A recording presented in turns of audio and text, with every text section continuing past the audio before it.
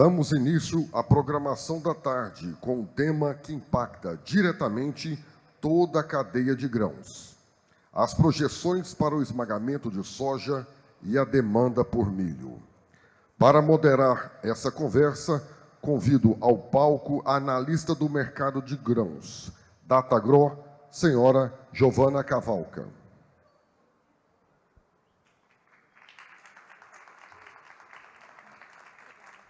E, na sequência, recebemos nossos painelistas. O secretário de Política Agrícola do Ministério da Agricultura e Pecuária, Guilherme Campos Júnior.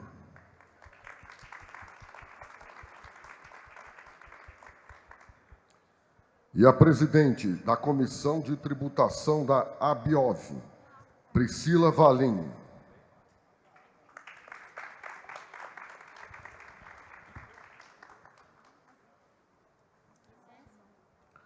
É um prazer tê-los aqui conosco.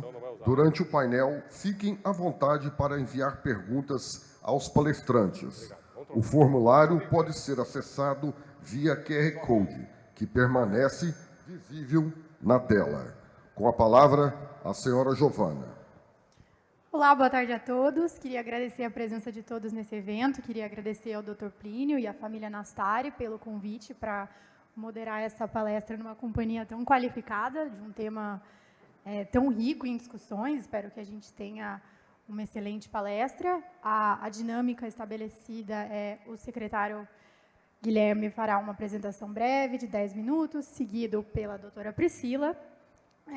Então, iremos entrar em discussões com algumas perguntas pré-determinadas, outras que eu espero que vocês nos enviem. Agradeço demais a presença e vamos direto ao ponto. Bom, Giovana, me dá isso aqui. Questões pessoais, o verde deixa para você. Tá? Quem torce para a Ponte Preta tem que tomar esses cuidados. Então, bom dia a todos, agradecer a oportunidade de estar aqui com vocês, estar conversando com uma plateia tão qualificada. Dr. Plínio, obrigado. E fazer uma breve apresentação, breve mesmo, acho que o mais interessante é a gente poder estar depois conversando e falando a respeito dessas duas culturas. Não podia deixar de fazer um pouco da propaganda daquilo que é feito pelo governo federal, que é o Plano Safra, que todos vocês conhecem muito bem, é dos planos de governo o mais longevo em atividade, é um plano de Estado, começou lá atrás com Cabreira, e vem sendo o grande financiador do agro nacional. O ministro Carlos Fávaro tem um carinho muito especial por tudo aquilo que é feito dentro do Ministério, e o Plano Safra é a parte mais visível da interface do financiamento com a produção. E pelo terceiro ano consecutivo, nós temos um recorde em recursos disponibilizados ao setor. Esse ano, 516 bilhões de reais, mais de 400 bilhões no custeio e mais de 100 bilhões no financiamento. Próximo, por favor. Está aqui? Perdão. Para baixo? Para onde? Foi. Aí uma breve evolução de como tem se comportado o Brasil ao longo dos últimos... Opa! Tem se comportado a balança comercial... Eu não mexi.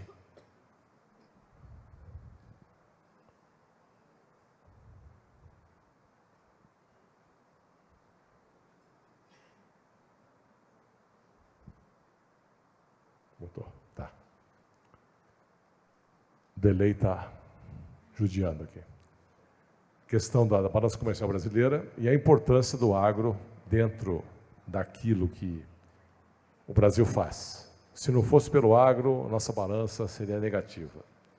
Mostra todo o protagonismo e toda a importância para o país daquilo que é feito por vocês.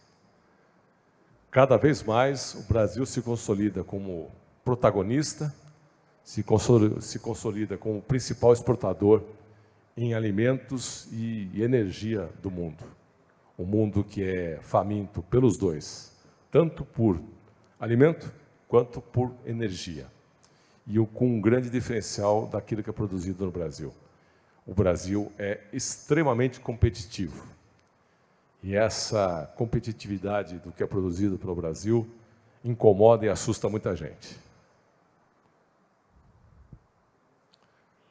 Falando um pouquinho da evolução dos grãos no Brasil, mostrando o incrível aumento da produtividade versus o aumento de área na produção total, mostrando que o produtor rural brasileiro, junto com o apoio de todas as instituições, quer sejam elas públicas como as privadas, consegue aplicar aquilo que é desenvolvido e põe em execução.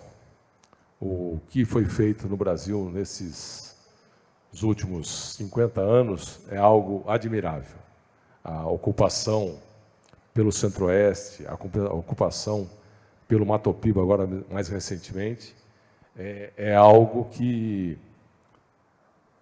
extraordinário, extraordinário.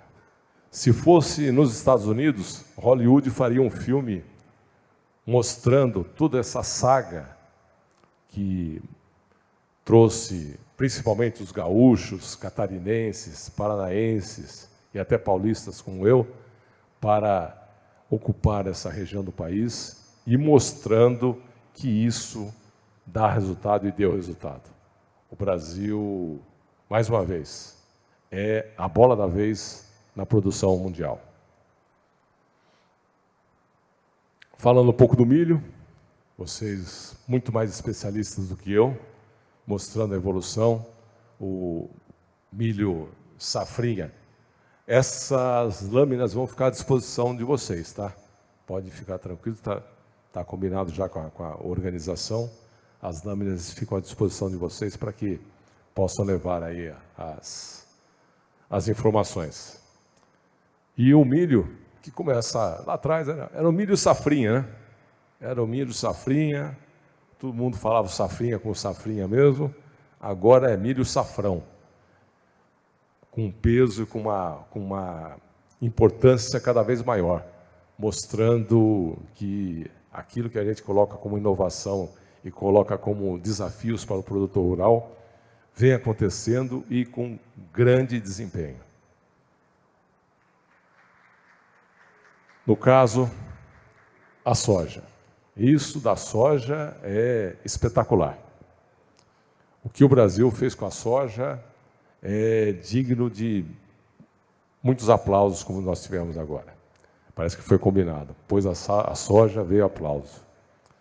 Tudo aquilo que a Embrapa desenvolveu, tudo aquilo que o governo, e aí o governo fala de uma forma mais aberta, não é governo federal, estadual, municipal, todos eles promoveram no estímulo à sua produção.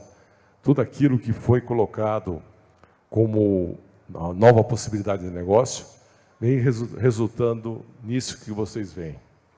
E que essa posição do Brasil incomoda demais o nosso querido irmão do Norte, querido e poderoso irmão do Norte, Estados Unidos da América.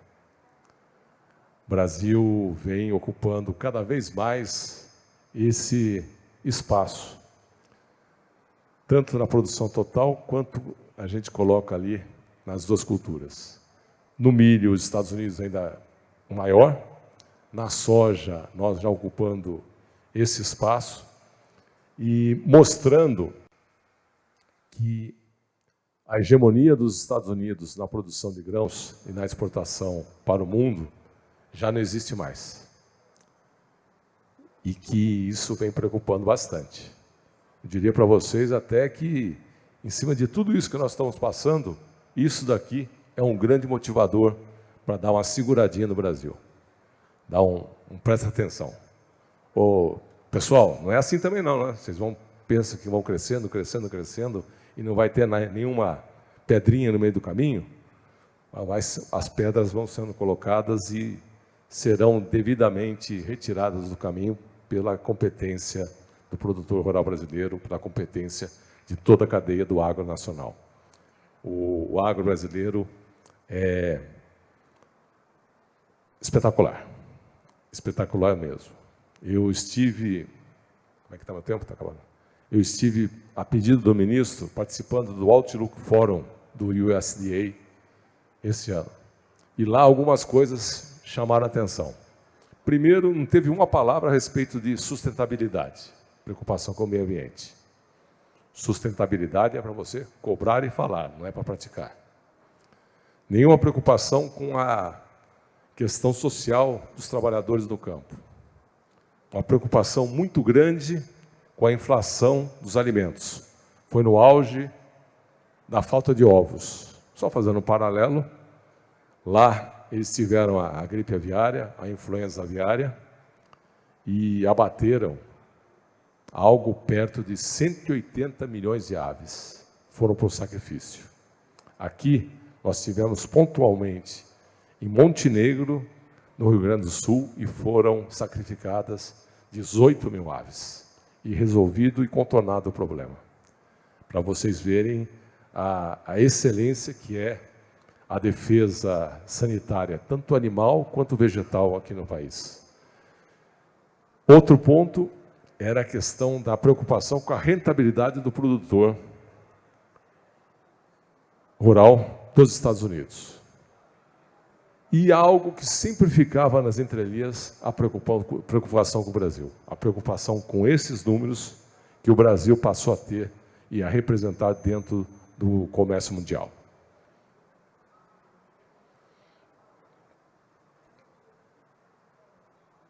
Os números do milho, vocês conhecem muito bem, sabem que aquele discurso onde o milho para a produção do etanol venha comprometer e venha a tirar do alimento para o ser humano, é uma grande retórica que não se sustenta. Os números estão aí e os números são absolutamente implacáveis contra esse discurso.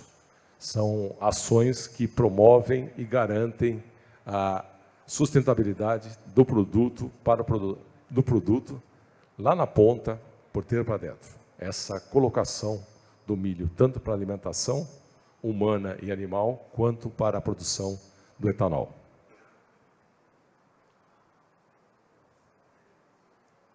É esse gráfico que vocês conhecem, aqui todo mundo especialista, o menos especialista que sou eu. E mostra, e essa retórica é uma retórica que nós temos que tomar muito cuidado, porque tem muita gente que quer barrar essa grande ascensão do Brasil em tudo que se liga à produção nacional do milho e da soja, a soja focada e com um grande subproduto, que agora passa a ser um coproduto, que é o óleo para o biodiesel. Isso tem sido uma grande alternativa e uma grande possibilidade de manutenção de preços e de colocação da produção nacional, que sempre está crescente. Próximo.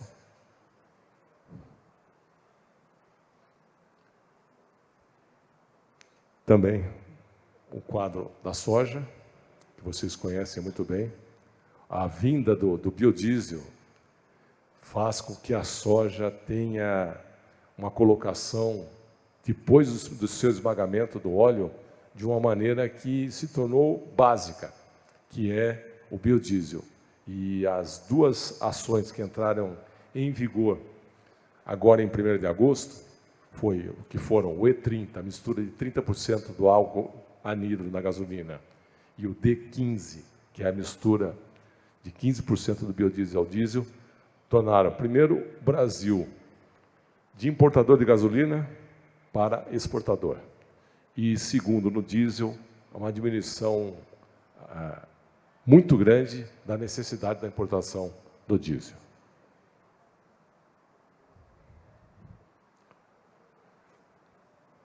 que fazem essas políticas que a Secretaria de Política Agrícola do MAPA aplica, que são financiamento, a ampliação da capacidade de armazenagem, que está contemplada nesse Plano Safra, a descarbonização da produção, a proteção contra os riscos, nosso PSR, e a estabilização de preço, que é o PGPM. Sendo que o PGPM, essa questão de você estar intervindo no mercado através de uma ação do governo federal, é cada vez mais difícil de você conseguir ter uma atuação efetiva, porque os números do mundo do agro são muito maiores do que a capacidade do Tesouro de poder intervir. Cada vez mais os preços deixam de ser paroquiais para serem globais, e isso se transfere diretamente para a atividade privada.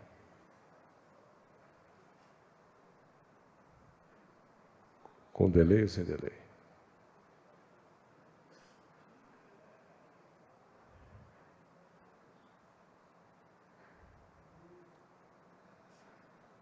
Aqui.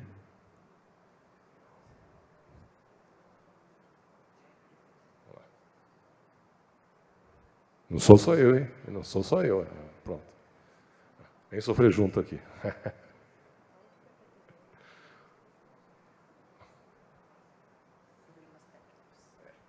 Acontece.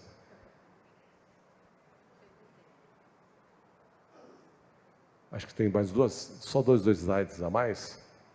E tem um slide que é da... Bom.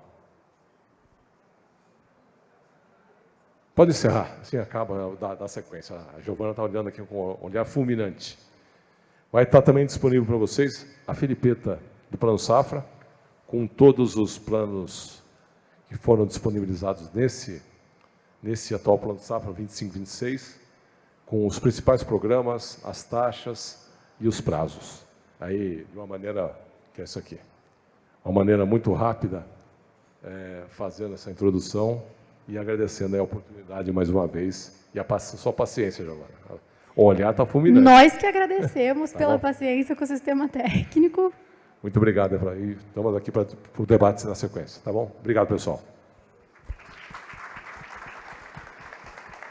Muito obrigada, secretário. Acho que os pontos foram excelentes para a gente começar a discussão no mesmo pé. Agora eu passo a palavra para a doutora Patrícia Valinha, presidente da Comissão de Tributação da ABIOV. Oi, boa tarde. Eu não sei porque as pessoas confundem Priscila com Patrícia, mas tudo bem. Priscila Valim. Você falou Patrícia. Ai, meu Deus. Bom, mas tudo bem, foi ótimo que agora todo mundo fica mais acordado. Difícil falar depois do almoço e falar depois do almoço de um assunto tributário que só o tributarista gosta. Mas acho que vindo um pouco no tema de impactos para os próximos anos, não tem como a gente não falar de reforma tributária. E eu vou pedir licença para vocês para falar sentada, diferente do secretário Guilherme, porque eu tenho minha cola e porque eu sentada e em pé não vai fazer muita diferença, então o tamanho no palco vai ser o mesmo. Considerando que não é um assunto assim tão legal, embora eu ache, eu vou tentar ser bastante objetiva e prática para falar dos pontos que efetivamente impactam o agronegócio. A gente está falando aqui de uma reforma tributária que tem um período de transição de 7 anos. Então, por isso, é um tema que precisa estar na nossa mente, no planejamento das próximas safras, no planejamento da indústria e do agro como um todo. O que a gente tem hoje? A gente tem 5 tributos que vão ser substituídos por 3.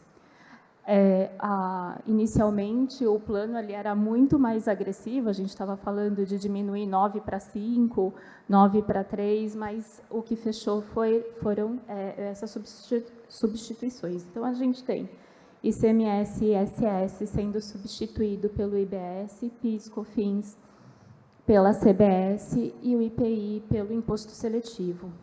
A gente usa isso de uma forma mais prática, na verdade, o IPI ele tem uma alíquota zero, ele não deixa de existir, e o imposto seletivo ele não vem exatamente para substituir ou nos mesmos termos do IPI, ele tenta só tributar de uma forma a desincentivar o consumo de produtos que o governo entende como que tenham algum tipo de impacto negativo para a saúde, para o meio ambiente, tais como cigarro, bebidas alcoólicas e afins. Muita discussão ainda sobre isso. E nesse primeiro slide, o que eu queria mostrar é um pouco da complexidade. O próximo a gente vai falar da linha do tempo, mas a reforma tributária ela vem com um pretenso objetivo de simplificação. Eu imagino até que depois da conclusão, a partir de 2033, a gente chegue nessa simplificação. Mas como vocês estão vendo aqui no slide, durante de 2026 até 2032, a gente vai ter que conviver com os tributos existentes hoje, mais aqueles que vão ser inseridos pela reforma tributária. Então, serão 2 sistemas tributários distintos vigentes no mesmo momento. E 2 sistemas tributários muito diferentes, porque, por exemplo, hoje a gente tem o ICMS, que incide no estado de origem, e a gente passa tudo isso para incidência no destino. Então, muda completamente o planejamento das empresas e a tributação passa a ser no estado consumidor.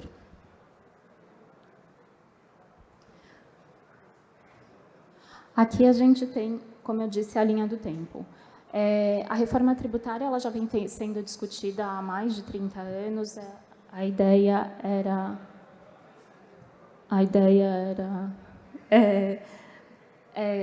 levar a tributação, os chamados tributos indiretos, para algo mais parecido ao VAT, que é o que a gente tem no resto do mundo.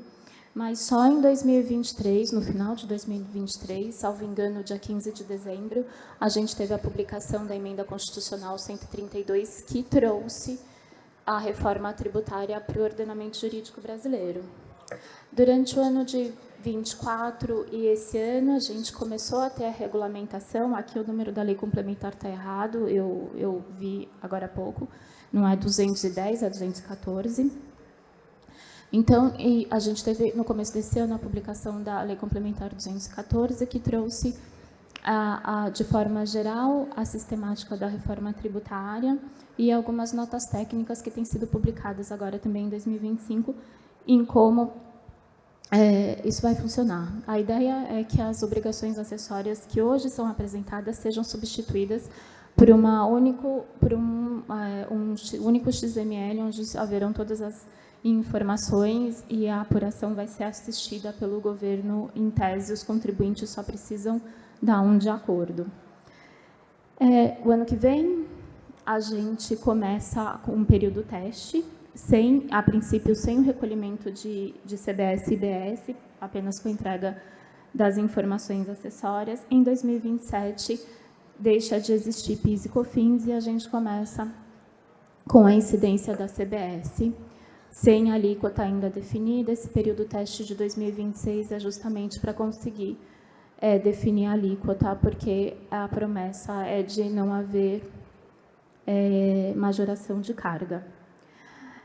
2028, a gente tem a consolidação da CBS. Em 2029, começa o verdadeiro imbróglio, que é o período de transição de ICMS para IBS. Então, a gente, a cada ano, vai ter um aumento da CBS e uma redução proporcional do ICMS.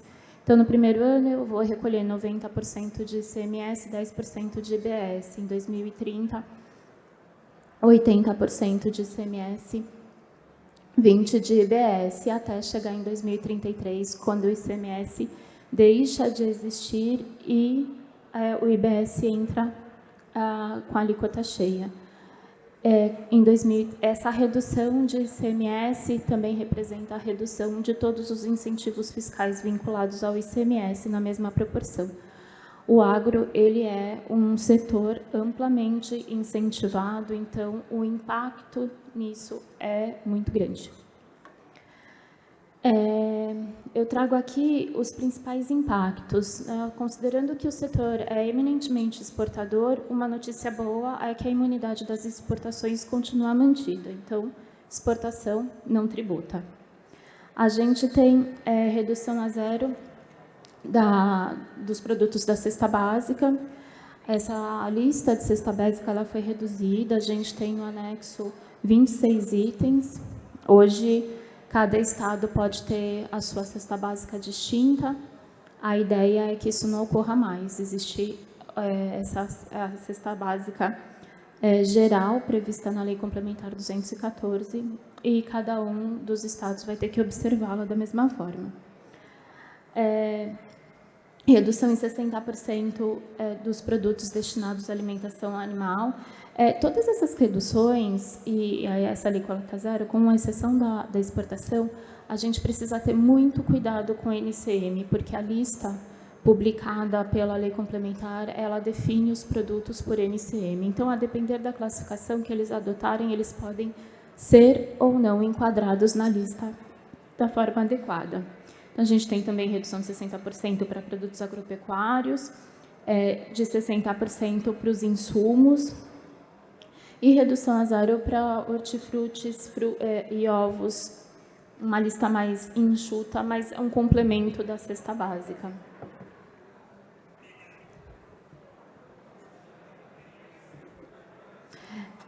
Aqui, vamos falar um pouco de produtor rural. O produtor rural ele vem com uma definição de contribuinte específica. Não são contribuintes de IBS e CBS produtores rurais que tenham faturamento de até 3,6 milhões de reais por ano. Pode optar.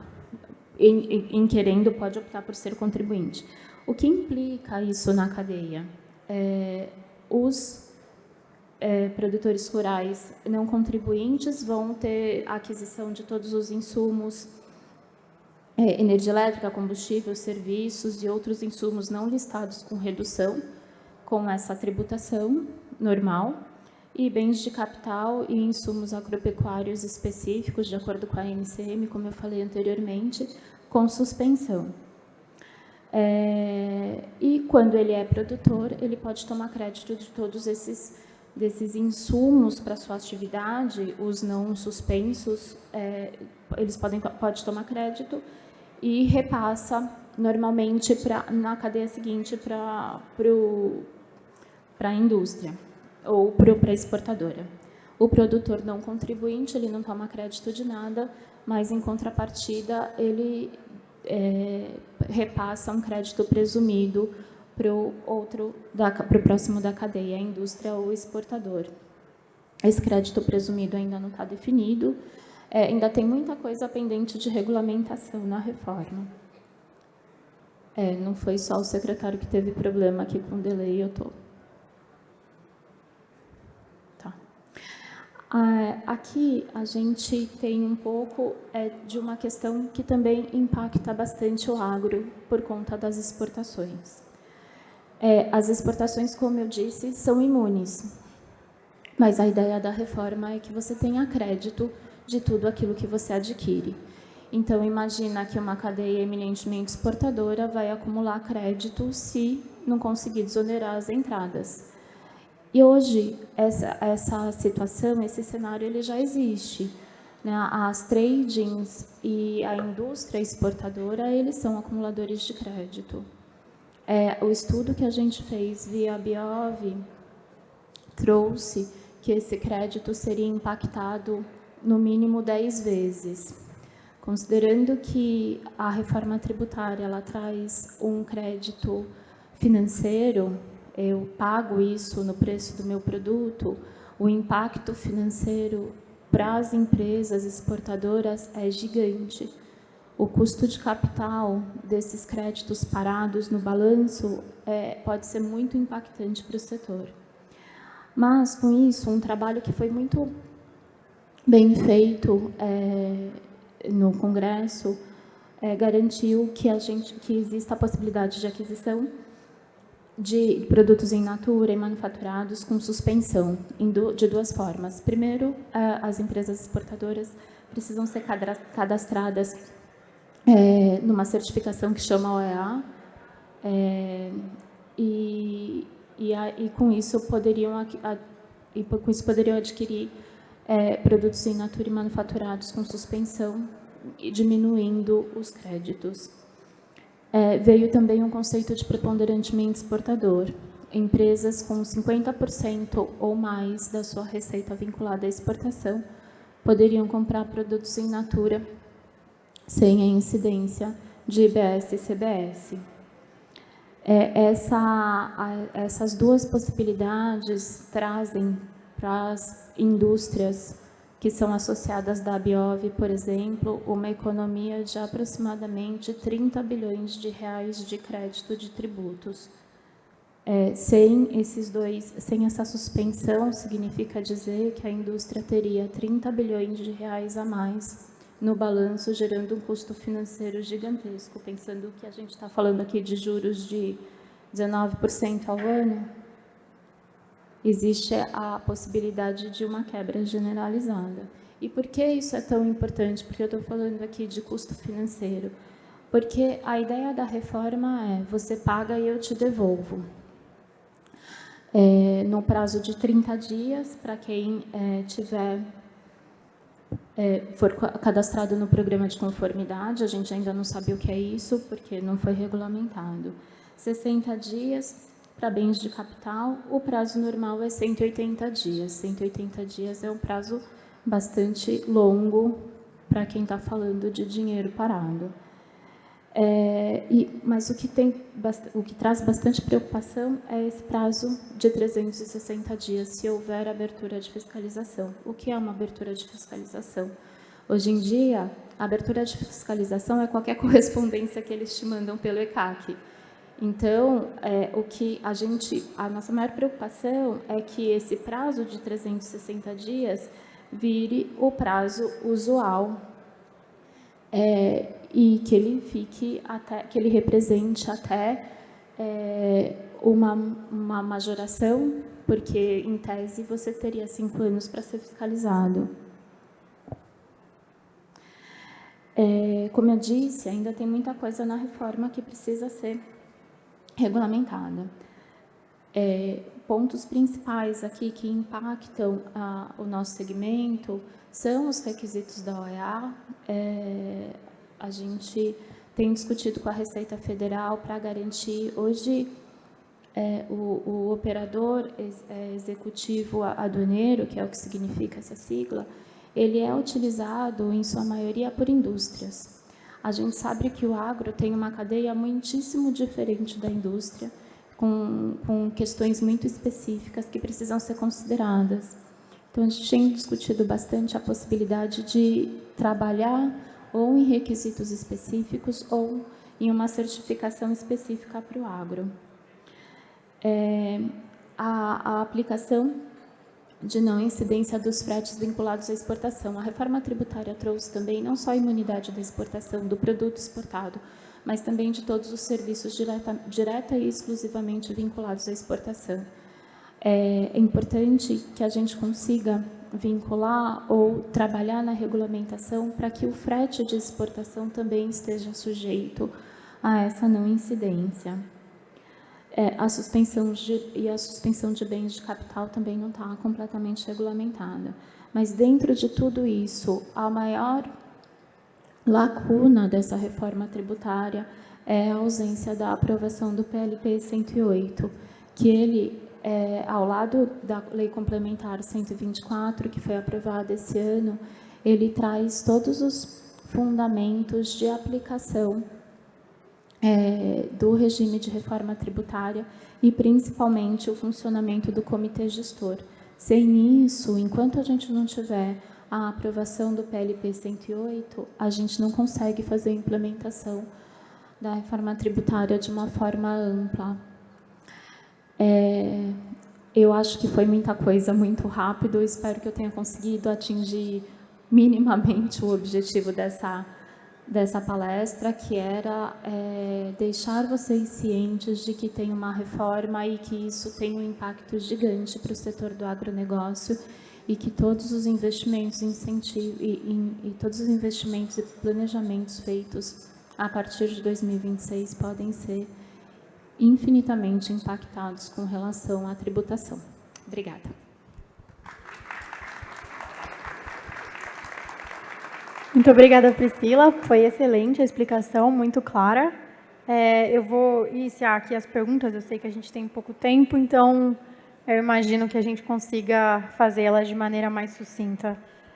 O primeiro tópico que a gente tinha apontado é a pergunta para o secretário Guilherme: quais são os principais desafios regulatórios para a gente expandir a industrialização da soja e a industrialização do milho? E como que a gente consegue endereçar isso de uma maneira simples, via política pública?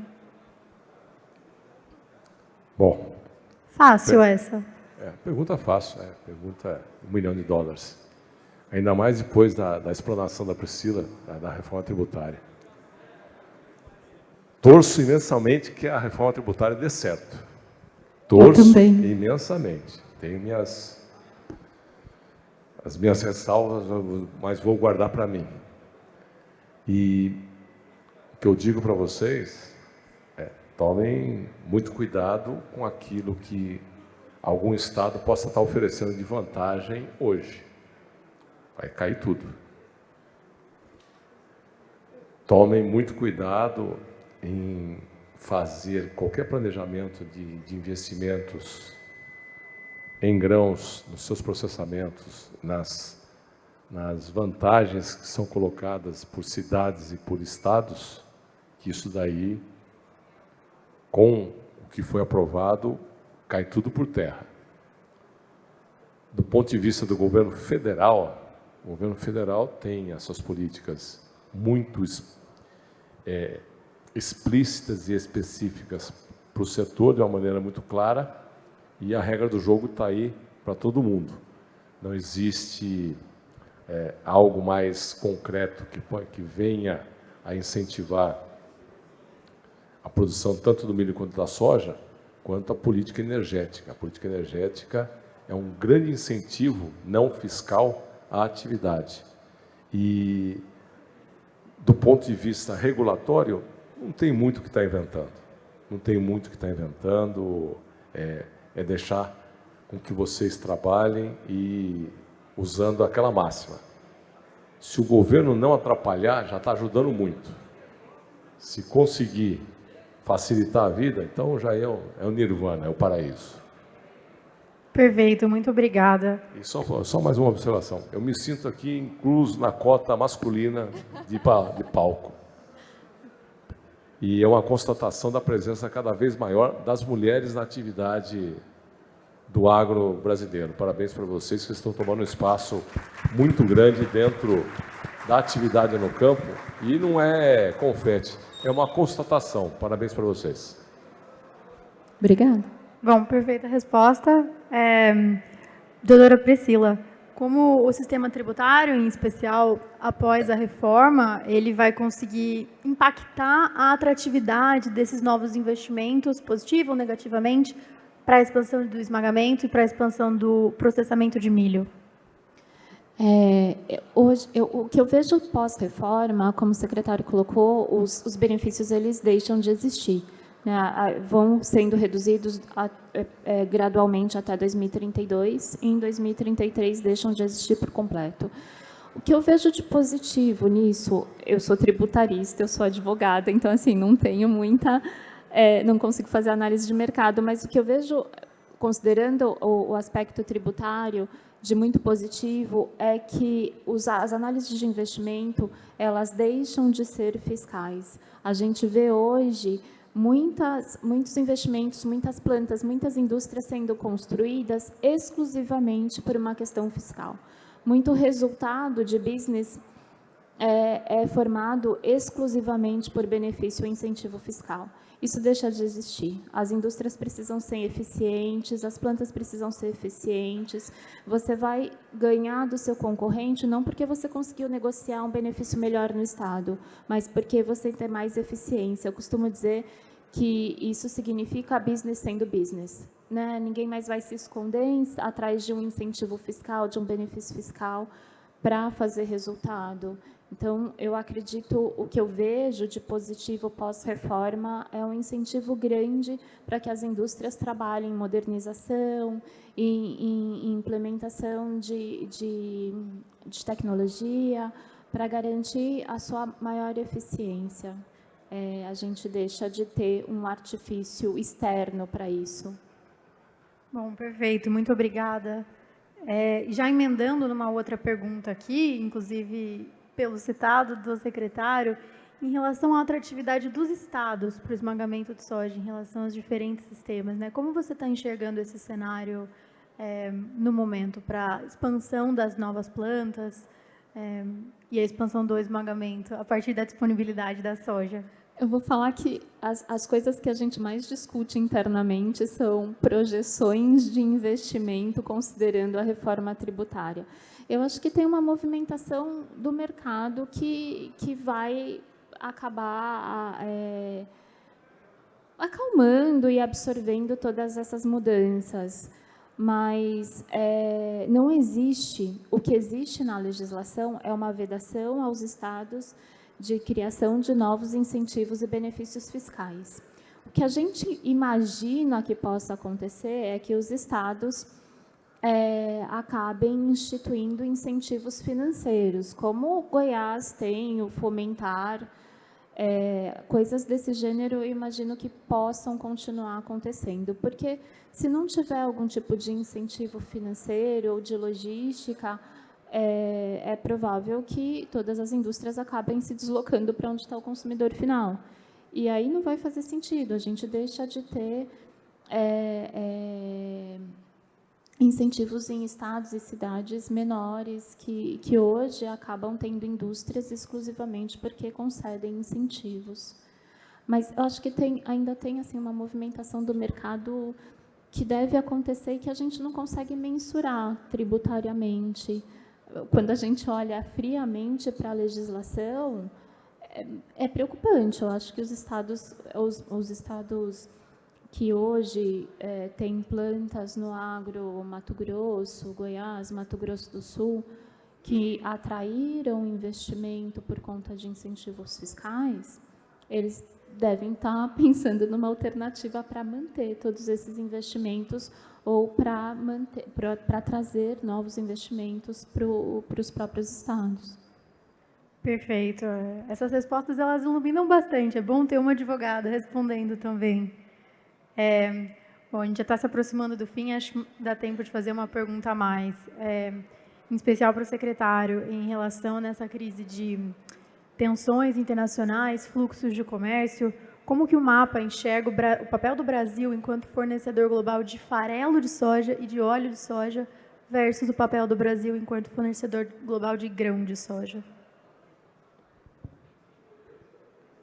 Vai ser muito mais uma definição do que mais interessante para o produtor e para o esmagador aqui. É muito menos uma questão de geopolítica, mas uma questão de oportunidade de mercado. A situação não é estanque nem para lá, nem para cá. Vai ser de análise fria da rentabilidade de cada setor. De bate-pronto, vamos agregar mais valor no produto, vamos exportar o farelo e exportar o óleo. Aí você começa a fazer conta, o que vai ser mais interessante? Se lá fora o preço do grão está melhor para ser vendido do que o farelo. É uma definição muito mais de ordem empresarial do que qualquer outra coisa, não tem muita mágica. E só dando pitaco na questão de reforma tributária, de guerra fiscal, o que nós temos para frente é um grande desafio. Essa transição, eu quero observar como alguém que vai estar sendo impactado por isso. Eu sou da iniciativa privada, eu quero ver como é que vai ser essa transição. Na reforma tributária, dois pontos que não foram atacados, nem a decadência dos impostos, que é o período que os governos, os fiscos podem contestar aquele imposto que foi pago, nem a questão da prescrição dos impostos. Aí são os advogados que não querem, né? De um lado é o governo que não quer para poder ter mais tempo para ir atrás de uma cobrança de tributo, e do outro lado os doutores, são os doutores aí com mais tempo para ficar com uma discussão na pauta. E a reforma tributária é algo para ficar na mente de todo mundo. Temos vários cheques em branco que precisam ser devidamente sacramentados, como as leis complementares, para poder colocar em prática aquilo que foi aprovado. E vamos rumo ao desconhecido. Rumo ao desconhecido, e que todos nós sobrevivamos. Eu torço imensamente para que dê certo. Eu posso só, Giovana, antes de... Queria só colocar duas coisas. Não. Eu acho que com relação à decadência e prescrição, de fato, não houve nada, a reforma tributária não trouxe nada novo e continuam valendo os prazos de 5 anos. Acho que a gente tem uma discussão, sim, de quando começa a contar, porque várias coisas vieram diferentes. Mas uma coisa que eu queria falar sobre incentivo da indústria é uma preocupação que nós da Bielv temos bastante como setor industrial, é que a inexistência de incentivos à indústria na reforma tributária podem fazer o Brasil voltar a ser um mero exportador de grãos. Porque às vezes fica mais barato você exportar do que você fazer um investimento de implementação ou de modernização, de crescimento. Acho que a gente já caminhou bastante na discussão da reforma tributária para garantir algumas questões. Esse ponto do preponderante exportador veio no apagar das luzes, a gente ficou bastante feliz, porque é um incentivo para a indústria, que garante a nossa aquisição com suspensão de IBS e CBS. Mas existe um desequilíbrio ainda que precisa ser ajustado. Interessante. Giovana, deixa eu aproveitar aqui o aquecimento, pegando a Priscila. A questão do esmagamento dá oportunidade do Brasil poder agregar valor com um incremento na produção de proteína animal. Está ali, é uma outra oportunidade que se abre. Esmagamento com a produção do óleo dá a oportunidade de o Brasil avançar mais rapidamente na substituição de combustíveis fósseis.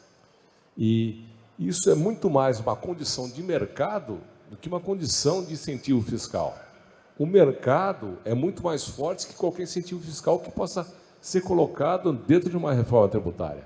E o agro, na sua cadeia total, ele já é muito forte e muito maduro para ser o protagonista nesse processo. A decisão de governo em estar dando um incentivo para lá ou para cá é mais no aspecto regulatório, no aumento das misturas dos combustíveis, nessa definição.